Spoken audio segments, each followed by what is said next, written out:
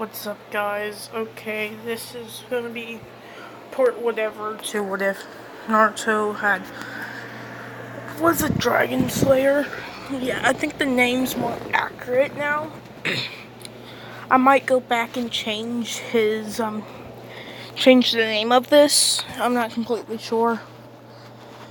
But now he is a Shadow Dragon Slayer. Also, because experiments by Orochimaru. Or just to see what would happen. So he would get the dragon or Shadow Dragon Slayer like crystal.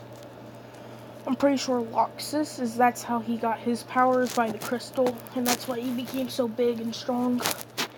Even though he was weak and small, and big and strong, weak and strong. But yeah. So yeah. So let me think. So where I'm gonna start this off is whenever the crystal, what would happen whenever it went inside of him? It almost seemed like a whole bunch of shadows come from the forest stabbing into him, is what it looks like to everybody else. But after they all disappear, he would drop to the ground, and they had to catch him. Orochimaru is a lot interested in this old art that he never heard of, or art that he never could use because of he doesn't have a massive amount of jutsus in this, and you're supposed to be taught it. You can't just learn it from scrolls. But yeah. So Naruto would get Dragon Slayer magic or jutsus, which would have been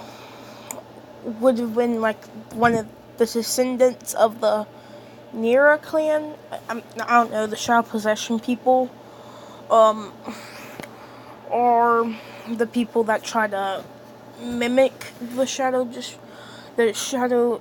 Dragon Slayer jutsus, but they never could figure it out. So Deku would get this, and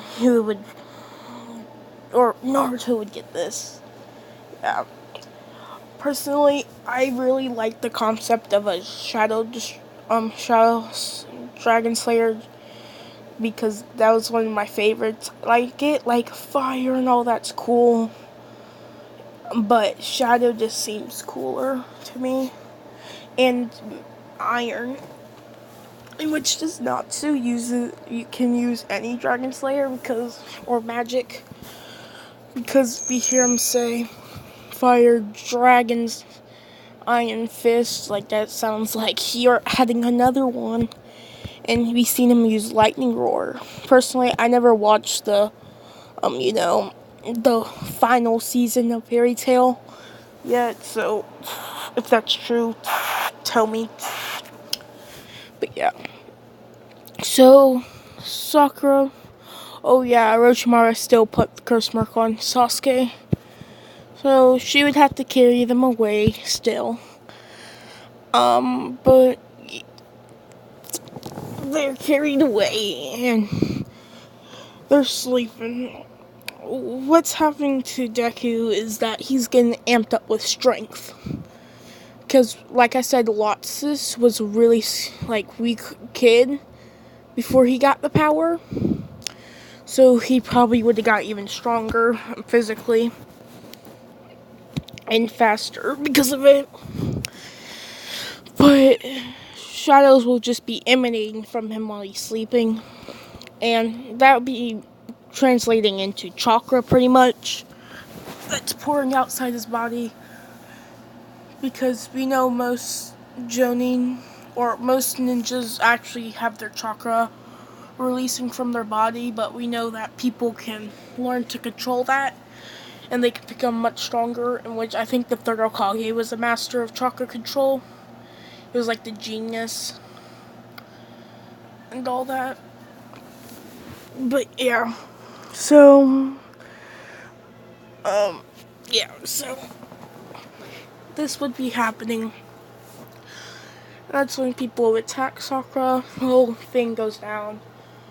But Sasuke would wake up, and Naruto would just sit up and watch what Sasuke's doing with this new found power.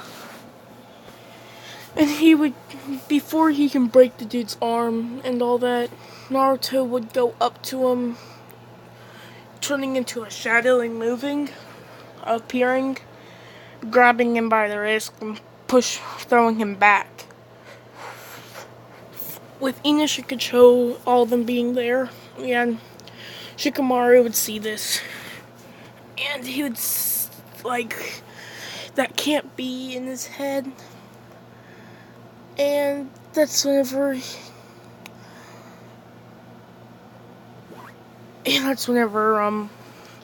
would say, "Is that Shadow Dragon Slayer Jutsu's? Oh no," and stuff. And he would tell his team to go, and they would listen, and be like, "What did you say back there?" He would say that our clan, the Shikamaru clan,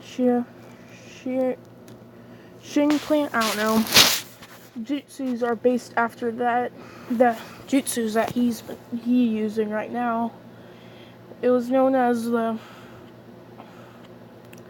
Shadow Dragon Slayer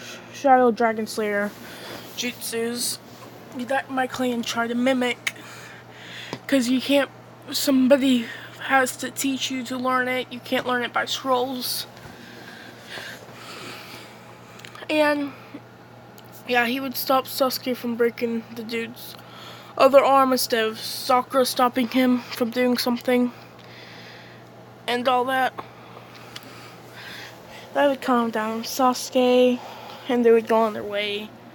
I'll say Naruto makes them go full speed, and as soon as they step in the genjutsu, I think I gave Naruto the ability to break genjutsus in this from his training, because he just forces a lot of chakra out of him, but he would break it, forcing a large amount of chakra. They would get to the tower, meet Iruka again, they would have their whole talk, and I'll just catch right into the battles. So the battles, I would say it's pretty much the same. Naruto would still be the bottom class, so everybody looks down on him. But he is stronger than all of you. And who do you think's the fastest in Naruto without using any gates? Because we know Kakashi, this stunt that he used, where he ran so fast from a high tree and caught lightning. Yeah, Kakashi's actually pretty fast. So yeah, that means every character that is equal to Kakashi, which Kurenai is not.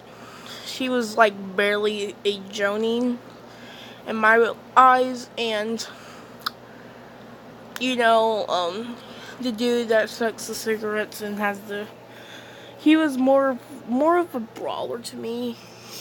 He wasn't, I'm not sure how fast he was though. But yeah, people are ridiculously fast in Naruto. Just saying that because Shikamaru literally put a drop of blood on a scythe that was swinging by his head, and really fast. I don't know how fast, but I know it was faster than that even possible. But yeah. So Sasuke's battle. Sasuke does have a curse mark, so he does end up the same, having the seal put on him and Orochimaru walking up to him, and he would tell Kakashi that I'm interested in both of your students, stating Naruto's name and saying Sasuke over there. He would leave, and I'll just skip to Naruto's match against Kiba. Naruto's feeling his power, and he felt like it's way stronger than it normally was. And he noticed that he can emanate shadows now. So, he would run into the battle, not as fast as he can. Kiba would do the Fang over Fang and would hit Naruto, with Naruto, or would seemingly hit Naruto, but Naruto would turn into shadows, going straight through him. And that's when Naruto would turn around, saying, Shadow Dragon Slayer Jutsu, Shadow Claw, spinning, hitting him in the chest, cutting him with his foot in 3 marks. That's whenever he would jump back, tell Akamaru to come, throwing him Akamaru a pill, say base mimicry and all that, and they would tell Fang over Fang, spinning and going to hit Naruto. With Naruto taking this, he would take this chance to say Shadow Dragon or Slayer Jutsu Lance. Would run at them, putting out his arms, and would cut them or blast them away with a strike, hitting them against the wall, hurting them a lot. But I'll say Kiba can get back up, but Akamaru can't. He would jump at him again, with Naruto saying Shadow Destroyer or Shadow Slaying Dragon Slayer Jutsu. Roar! Braving out a huge blast of darkness, completely blasting him away. And that would end it right there. But yeah, everything goes all the same. And the training, I'm not going over the training, I'm just going to talk for a little bit. And if you're this far, hit Coca-Cola, or comment down Coca-Cola, or Coke, either one. But I'm just going to be talking about, quote-unquote, the 4th generation of Dragon Slayers. Quote-unquote, they're actually the 1st. But why do they have different powers? Like the Shadow and Light Dragon Slayers. I totally forgot one of their names, but I know the other one's like spelled like demon or something, but it has an A in it instead. Domic? I don't know, but why does their Dragon Force I think they activated look so much different?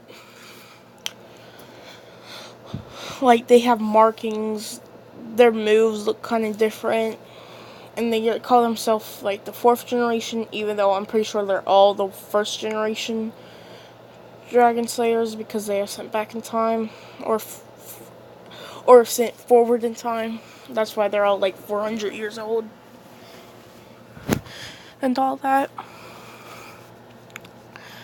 So that's just my question. And why are they so much weaker than Natsu?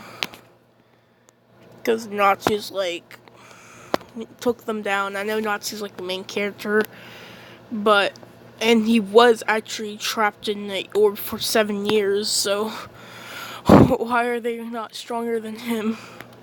I get they did that intense training, but like they should have made it at least where they're a match. But it was still a cool match whenever they combined their 2 Dragon Slayers into one move. That was amazing. But yeah, that was just my question. Because they're so much weaker than Natsu. It was ridiculous. And what is even Wind Dragon Slayer supposed to be used for? Like, I get it's wind, but it seems to be more like enhancement spells than anything. And it really doesn't do much. Lightning Dragon Slayers. I know he wasn't actually a Dragon Slayer. He was more like a Dragon Slayer that got like a crystal that was put into him. Loxus. And Poison Dragon Slayer, it's supposed to be elements, so how's that even an element? That's my question, but his techniques are a little weird. I don't know why he can hear so well. I would expect that from if they made like a sound Dragon Slayer. I can make screeching noises, but I don't get it from like him. He's pretty cool, but like I don't really like him for some reason. It's just because none of his moves are like actually useful. Like I get you can poison, but half the time when you poison somebody, they can literally fight you for the whole time until you get beat. And like you should have like insta kill poison if you're gonna strike anybody with it. But that'll be a little too overpowered. Um, yeah, just stuff like that. And I'm not sure if he was a natural Dragon Slayer. I don't think he was. I think he also had like a poison crystal. And yeah, see you in the next one. Goodbye.